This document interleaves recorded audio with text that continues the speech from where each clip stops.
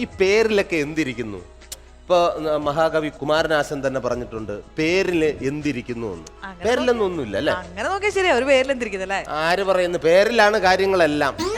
കേട്ടോ, ആദ്യം ഈ പേര് കേട്ടോ: കരമന, ജഗതി, പൂജപ്പുര, നെടുമുടി, തകഴി, വയലാർ, അടൂർ, കൊട്ടാരക്കര.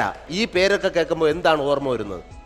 മലയാളത്തിലെ അതിപ്രശസ്തരായ ചില സിനിമയിലെ പ്രതിഭകളെയാണ് ഓർമ്മ വരുന്നത്. സിനിമാ താരങ്ങളെയാണ്, പക്ഷെ സ്ഥലപ്പേരുകളിലൂടെയാണ് അറിയപ്പെട്ടത്. അതെ, അതുപോലെ തന്നെ വേറെ സ്ഥലപ്പേര് പറഞ്ഞു കഴിഞ്ഞാൽ പെട്ടെന്ന് നമ്മുടെ മനസ്സിൽ ഓടി വരുന്നത് ആരൊക്കെയാണെന്ന് പറയണം. പിണറായി, തിരുവഞ്ചൂർ, ചെന്നിത്തല, കൊടിയേരി.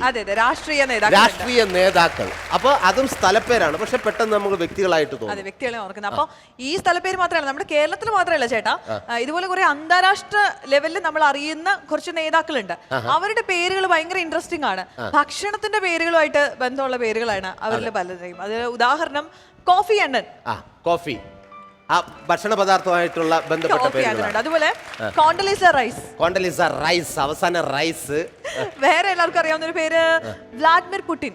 വ്ളാഡിമിർ പുടിൻ എന്ന് പറയുന്ന അറിയാലോ, റഷ്യയുടെ പ്രസിഡന്റ് ആണ്. പക്ഷെ അന്ന് ഇപ്പോഴും അദ്ദേഹമാണെന്ന് തോന്നുന്നു. ഇപ്പോ ആ സമയത്ത് പത്രത്തിലൊരു ന്യൂസ് വന്നു, റഷ്യയിൽ പുട്ടിനെതിരെ സമരം ചെയ്യുന്നു. ദൈവസത്യം, ഞാൻ അങ്ങ് പേടിച്ചു പോയി. കാരണം എനിക്ക് ഏറ്റവും ഇഷ്ടപ്പെട്ടതാണ് പുട്ടുവയറ് ഓപ്പട. ഇതിനൊക്കെ എതിരെ റഷ്യയിൽ സമരം ചെയ്ത് അവരെ തീവച്ച് കൊല്ലണ്ടേ. പിന്നെയാണ് മനസ്സിലായത്, ഇല്ല, വ്ളാഡിമിർ പുടിൻ എന്ന് പറയുന്ന ആളാണ്. പിന്നെ അങ്ങനെ സമരം ചെയ്യണമെങ്കിൽ പുട്ടിനെതിരെ അല്ല, പൊറോട്ടയാണ് ആദ്യം നിർത്തേണ്ടത് അല്ലേ? ഇത്രയും വൃത്തികെട്ട ഒരു ആഹാരം, അതിനെതിരെ സമരം ചെയ്താൽ ഓക്കെ. അപ്പോൾ പിന്നെ മനസ്സിലായി വ്ളാഡിമിർ പുടിൻ എന്ന് പറയുന്ന പ്രസിഡന്റിന്റെ പേരാണ്. അദ്ദേഹത്തിനെതിരെ അവിടുത്തെ ജനങ്ങൾ സമരം ചെയ്തതാണ്. ഇപ്പൊ എല്ലാം ഒത്തീർപ്പായി. ഇതുപോലെ തന്നെ പിന്നെ ഇൻട്രസ്റ്റിംഗ് ആയിട്ടുള്ള സ്ഥലപ്പേരുകൾ. അതെ, എറണാകുളം ജില്ലയിൽ കുറെ സ്ഥലപ്പേരുകളുണ്ട് ഇതുപോലെ ഭയങ്കര രസമുള്ള സ്ഥലപ്പേരുകൾ. പത്മ, മേനക, സരിത, ലിസി, ജോസ്.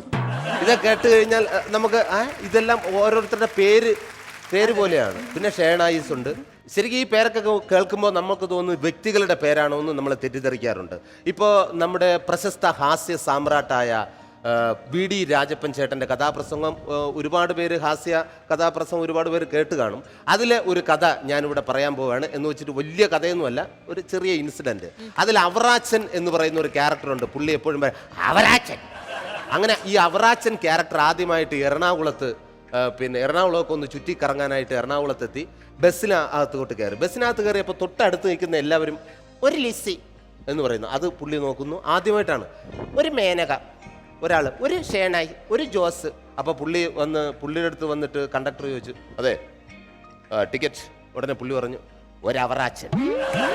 കാര്യം പുള്ളി കരുതി ഇതെല്ലാം പേര് പറഞ്ഞാലേ കിട്ടുള്ളൂ. അതുപോലെ വേറെ രസമുള്ളൊരു കാര്യമുണ്ട്. ഈ അമേരിക്കയിലൊക്കെ വീശിയടിക്കുന്ന ചില ചുഴലി കൊടുങ്കാറ്റുകളുണ്ട്.